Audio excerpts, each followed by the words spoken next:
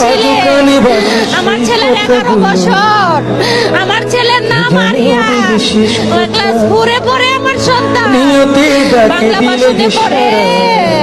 আমার ছেলে সারা শরীর পুড়ে গেছে, চলে যায় সেই বোঝে বিচ্ছেদে কি যন্ত্রণা, চুলটিও পুড়ে গেছে। চলে যায় সেই বোঝে আপনারা কখন জানতে পেরেছেন বা কিভাবে জানলেন? আমরা শুনছি যে স্কুলে আগুন ধরতে পারে।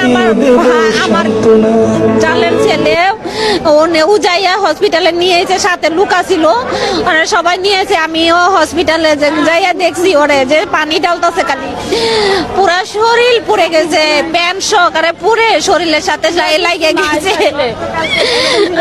আরেকজন স্বজনের সাথে কি বলবো, দোয়া করেন সবাই যাতে আমাদের ছেলে সুস্থ হয়। বলার মতো ভাষা নেই আমাদের।